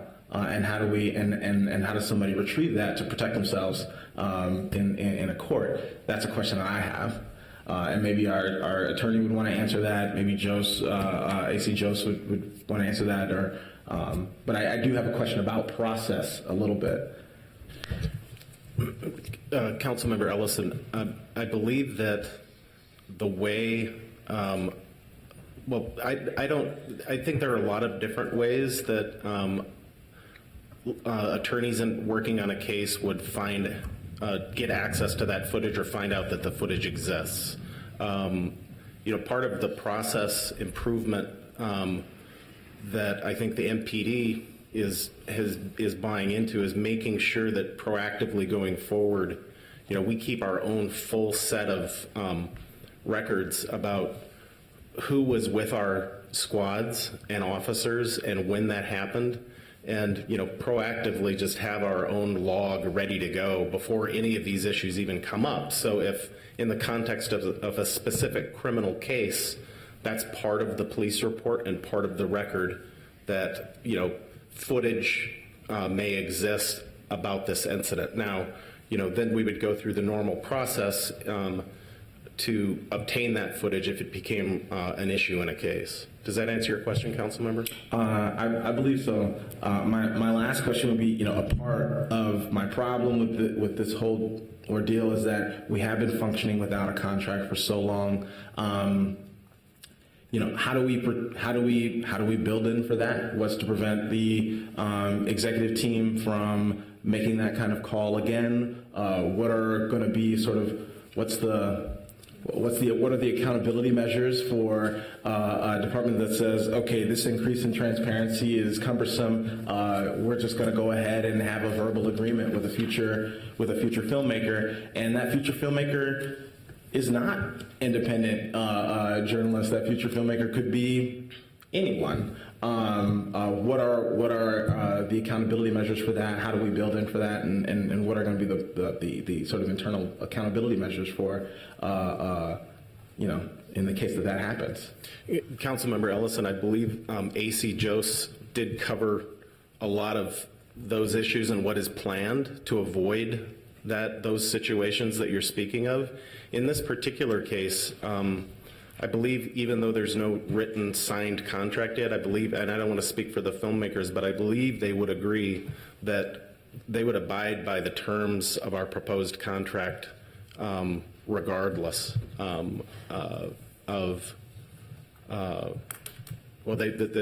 they would abide by those terms whether it's signed or not. Okay, thank you. Councilmember Palmisano. Thank you, Madam Chair. First, I couldn't agree more with your statements and the need for this work.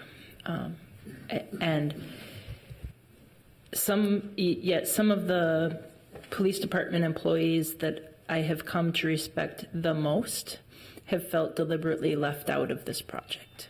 So could you please help me understand how were your subjects chosen for this filming?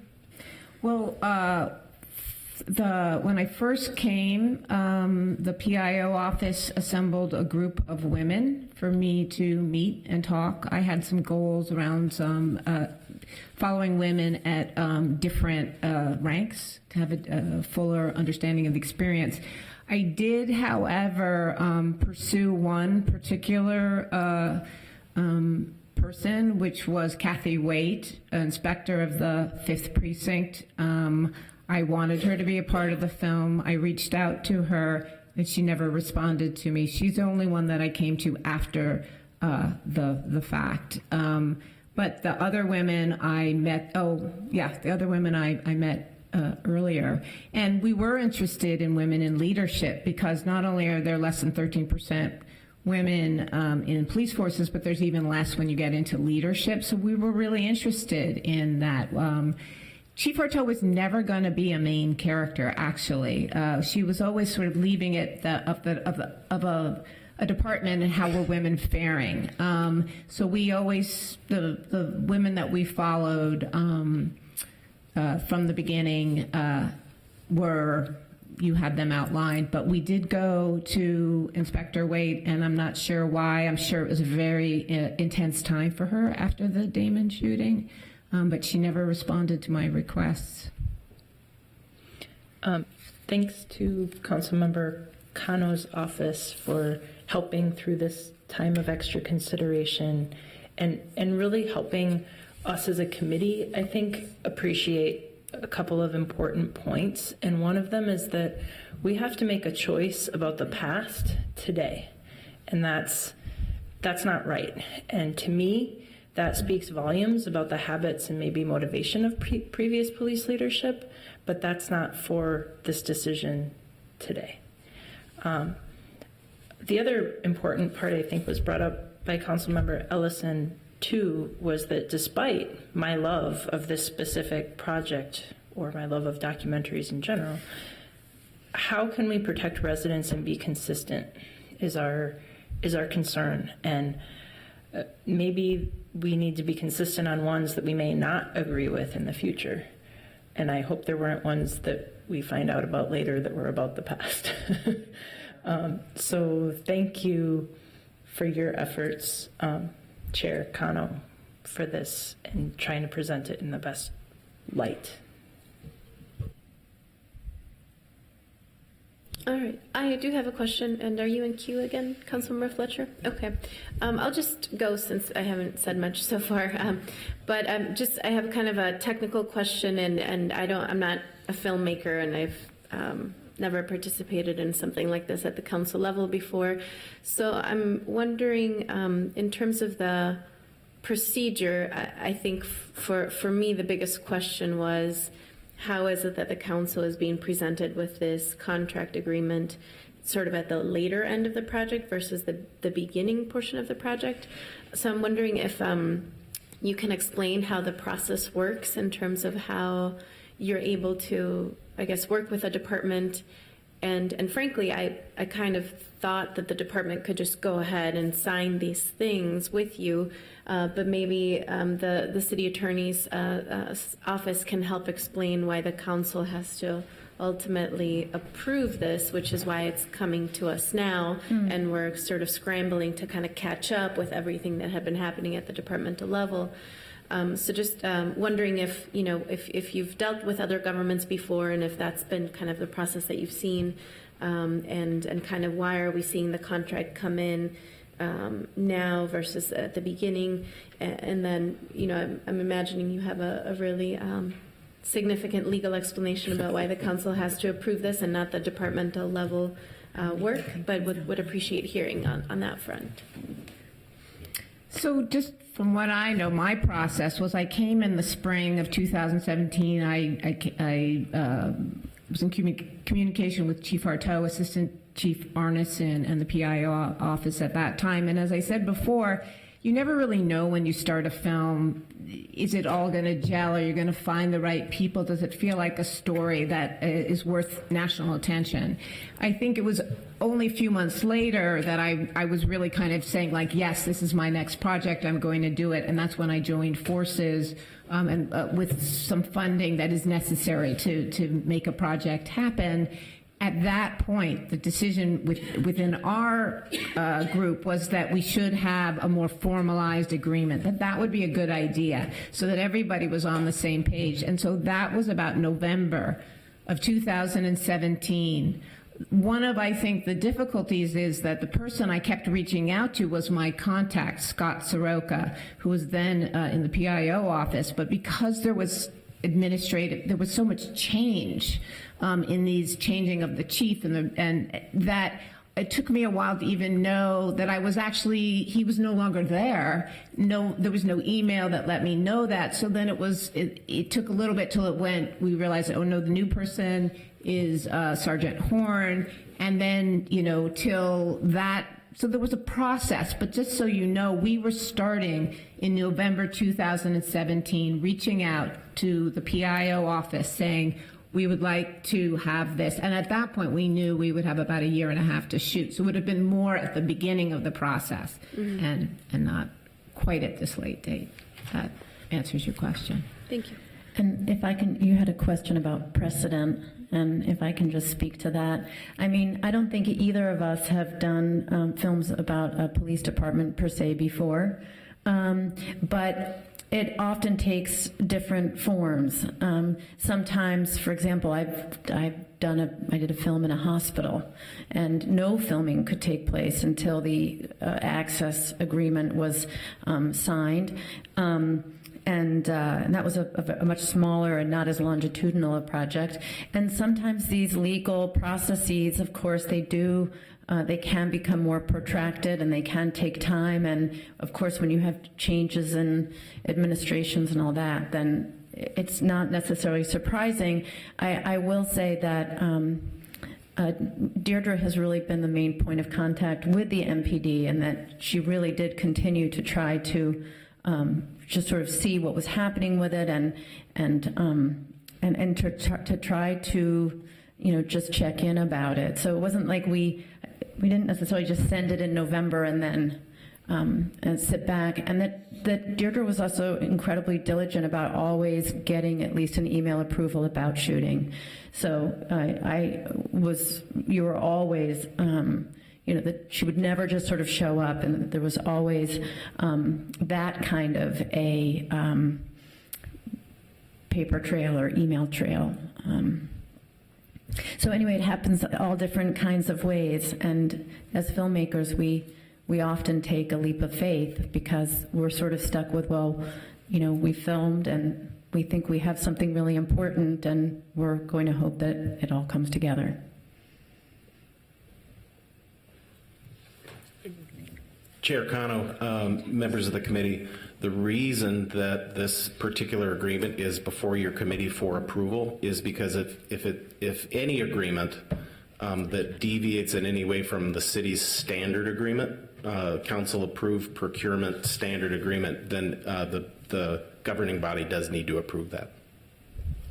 Thank you. I appreciate it. And I do appreciate that you took the time to come all the way to Minneapolis to speak to us on this issue in person, in addition to the phone call that you had done with Councilmember Fletcher and I and staff to review this information before we brought it to the committee, because it was slated to come to the committee. We put it on hold to have proper conversation, as some of our jurisdictional partners had reached out to us with concerns.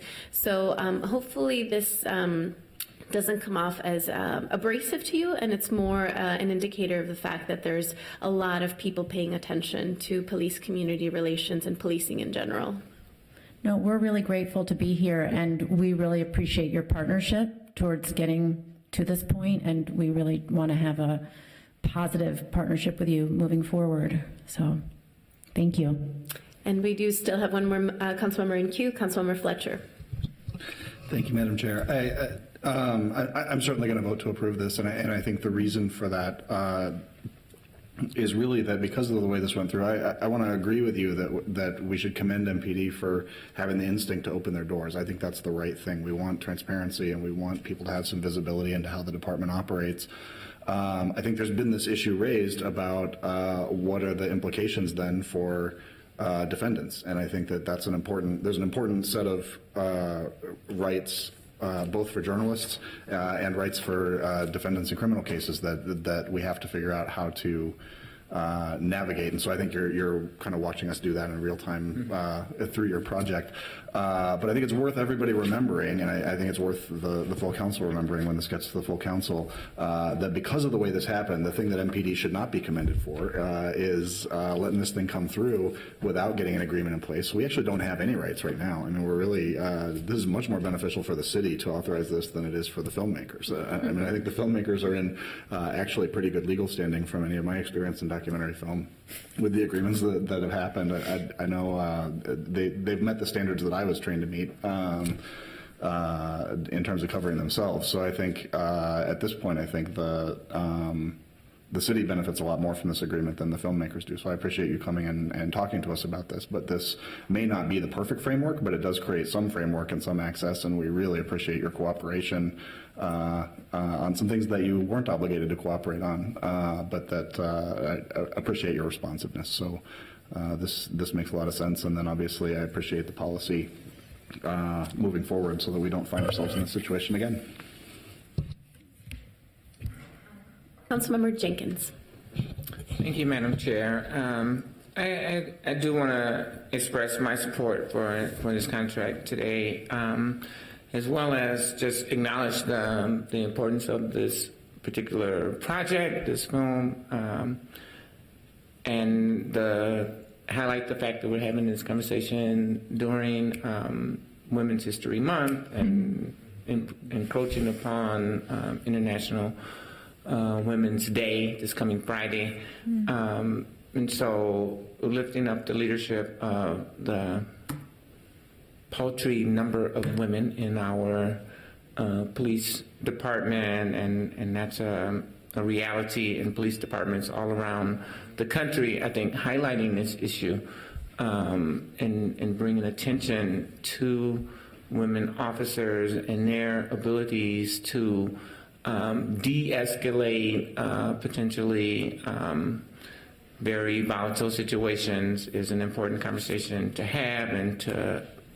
initiate. And so I want to commend you for initiating this conversation. And it has been a very sort of messy process internally, but hopefully some of these new protocols will help address that in the future. Thank you. Councilmember Ellison. I also just want to express, my gratitude that you all are doing this work. I don't think I'm going to be supporting this contract, and it's not because I don't want you all to finish your film. I think you should finish your film. You've already indicated that you're going to, and I'm glad you're going to. As a teenager, I used to be a graffiti writer, so I have no obsession with the rules, right?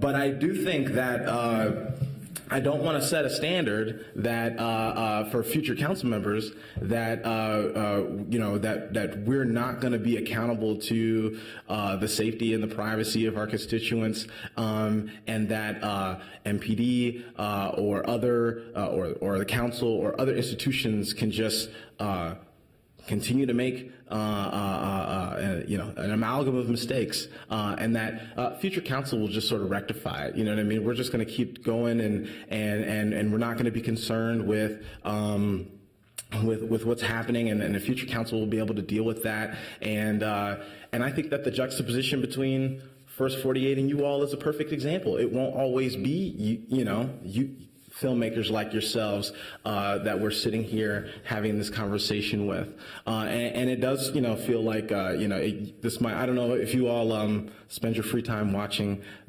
these committees, but I would hope that you have better things to do, but they're But it does feel like in this first year and plus couple months in office that we've been dealing with a whole host of situations where and not to pick on MPD, I think that as a city we're trying to figure out how to govern as a whole, but we have been in a situation where MPD is come to us with issues around ketamine, around the marijuana sting, around it's just like a constant wave of just surprises, of failed procedures, lack of transparency, and while you all, the two of you, and what you're looking to produce is probably the best thing that's going to come out of this situation, I would say that the situation as a whole, taking a step back, feels like a continuation of that lack of transparency, those failed procedures, and I feel an obligation to figure out how can we have our institutions sort of reining it in, and I can't sit here as a legislator and say that I expect MPD to, sort of get its act together if I won't get my act together and demand a higher standard. And so that's why I'll be voting no. But that's not a reflection of how I feel about your project and what you all are looking to do. I'm very glad that you've indicated that you're going to complete the film one way or another. It sounds like you mostly have the support of this body with this contract. And while I acknowledge that Councilmember Fletcher is correct, the city does get more out of this contract than you all do. I think that the two other issues that I'm discussing are why I'm going to be voting no. So just wanted to let my colleagues know that. Thank you. All righty. Well, I don't see any more questions here up on the dais, and so the item before us is to authorize the Minneapolis Police Department into entering the contract into a location and access agreement with Blue Pictures LLC to film a documentary motion picture following the work and lives of a select group of women in law enforcement. So all those in favor, please say aye. Aye. All those abstaining or voting no? No. Nay. Okay. Thank you, council members. And this item moves forward. Thank you for being here. We do have one more item on our agenda for today, which is a walk-on item by Councilmember Palmisano. And if you would like to have the floor to talk to us about the matter. Thank you. Thank you so much. Thank you, Madam Chair. This isn't on our agenda today, but it does feel right to bring this forward in this moment, both in the spirit of what this effort was about with our filmmakers in the audience, both in some of the comments we received in the comment period earlier today. I think everybody has the staff direction before you. All of us here have a deep commitment to improving police performance in our city and doing that really hard work of transformation. And last November, for example, I traveled to participate in a weekend immersion retreat on mindfulness for first responders.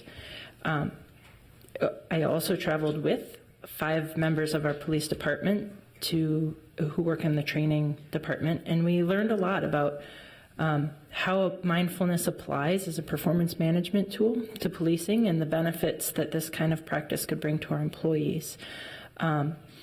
We've been working to develop a plan to introduce this practice to the MPD in a thoughtful and systematic way.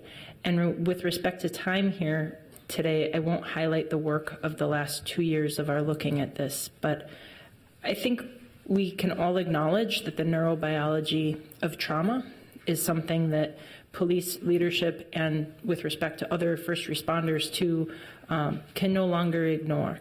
We have to train before trauma.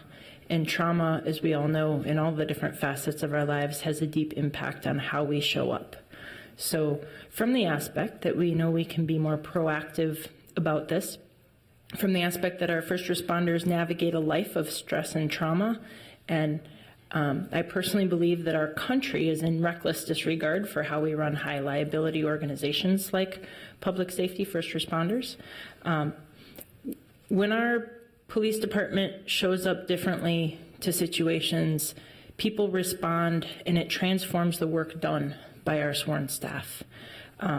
and our unsworn staff. Again, a nod to our unsworn MPD officers that do a lot of hard work and our 911 teams.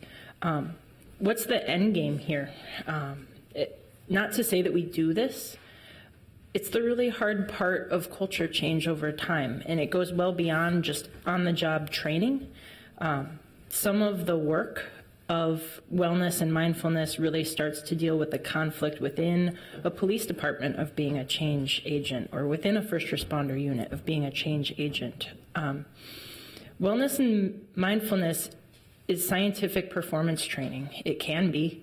Our chief makes a lot of assertions about an expectation of wellness in his vision statement. And we have money specifically allocated to this, and I feel that we need an update. So this staff direction puts forward a statement from the council that says we want to see a vision of where we plan to go with this, and we need a way to measure our investment and commitment to it along the way. So I ask for your support, and I'm happy to answer any questions, and I'm sorry this was a walk-on item. It felt right to do today. All right, so we have a staff direction in front of us and a motion to approve it. I will, are there any questions, comments? Councilmember Jenkins. Thank you, Madam Chair. I'm just curious, Councilmember Palmisano, are there thoughts or ideas about how we measure these progress that you are looking for, or is that entirely up to the chief to determine? If I may, Madam Chair, Yes. Council Vice President Jenkins, we have looked at how we would measure this. We've been in conversation with other police departments across the country as to how they measure their investment in this kind of work. For example, the Bend, Oregon Police Department has been able to measure and justify their time and money spent on different kinds of wellness initiatives based on reduced sick time, reduced workplace injuries, and other kinds of measures. I don't know that that's the right way for Minneapolis Police Department to look at it, but there are ways, and there's a body of research around that.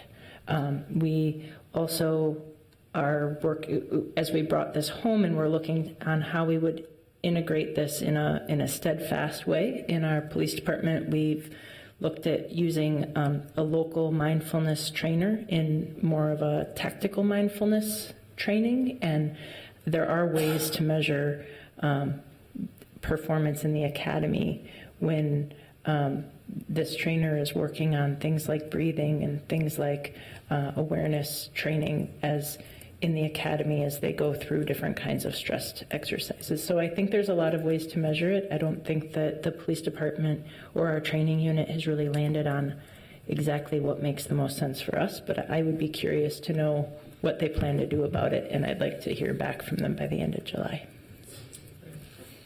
Thank you. All right. So seeing no further questions, all those in favor of approving the staff direction by Councilmember Palmisano, please say aye. Aye. And that is the last item on our agenda for today. So thank you so much. Without further business before us, we are adjourned.